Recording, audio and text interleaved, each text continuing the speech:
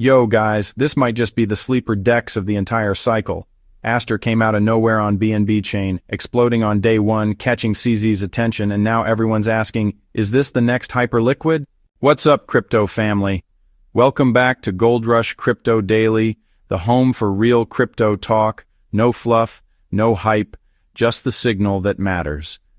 Today we're diving deep into ASTER, a decentralized perpetuals exchange that's shaking the whole on-chain trading game. I've got two heavy-hitting articles here, one from BlockNews breaking down ASTER's entire ecosystem, and another from Cointelegraph featuring ASTER's CEO spilling major insights in a post-TGE AMA. We're going to talk about why CZ's signal might be fueling this rocket, the massive airdrop coming in October, and whether ASTER could actually challenge Hyperliquid for on-chain dominance. So make sure you smash that like button, subscribe if you haven't already, and let's get into this. All right, let's start with this first one from BlockNews. Headline reads, "What is ASTER? Everything you need to know before you buy." Okay, this one's already framing ASTER as the surprise heavyweight of this cycle. That's bold. Let's see what they're saying. Every cycle crowns a surprise heavyweight. This time it might be ASTER, a perps DEX that exploded onto BNB Chain, posted day one numbers like it had been here for years, and wrote a loud signal from CZ. Wait, day one numbers like it's been here for years? That's insane. Most new DEX launches struggle for traction in week one. If ASTER came out swinging with Hyperliquid level volume, that's serious strength.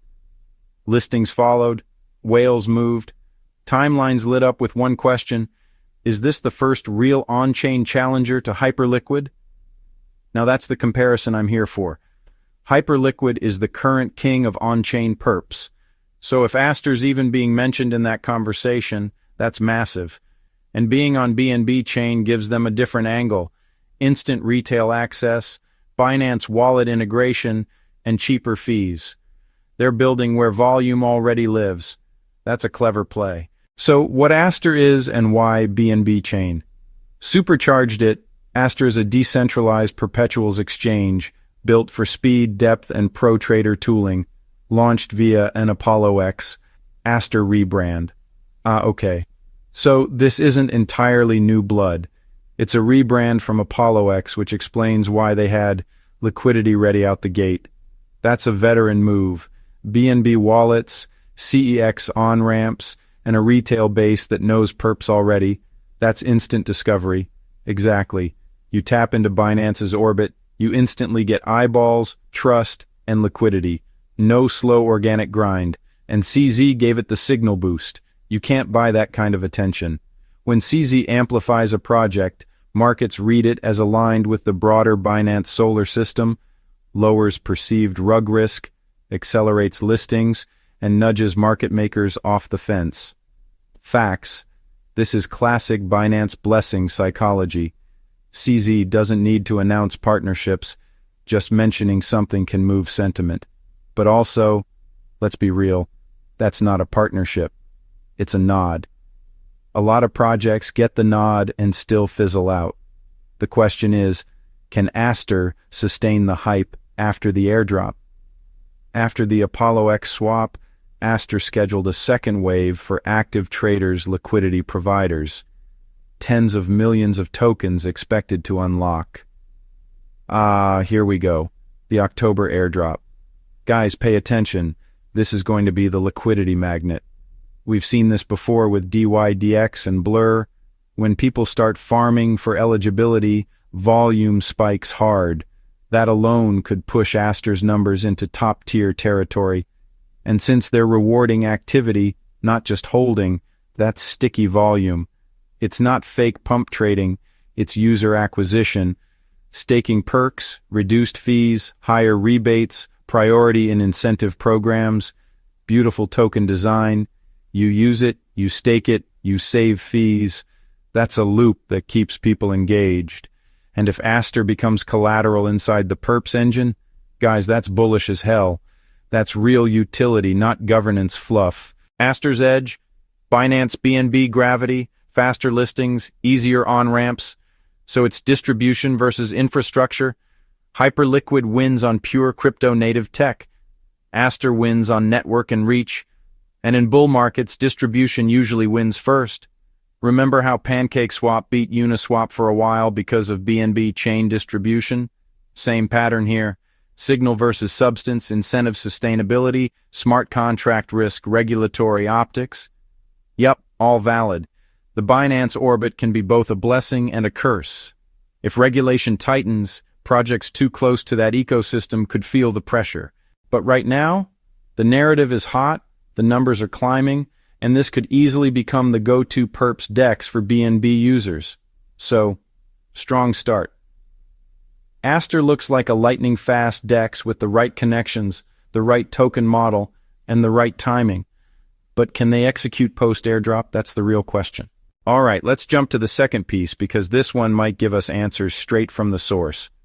Okay, now this one is fresh off an AMA with ASTER's CEO, Leonard, right after the token generation event. That's perfect timing because now we get to hear directly from the team. Let's see if their vision backs up all the hype.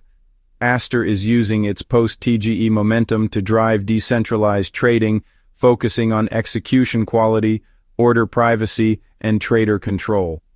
All right, execution quality and privacy. That's smart positioning. These are two pain points CEX traders complain about constantly. ASTER CEO Leonard said, "It is on us now to deliver through product execution and community."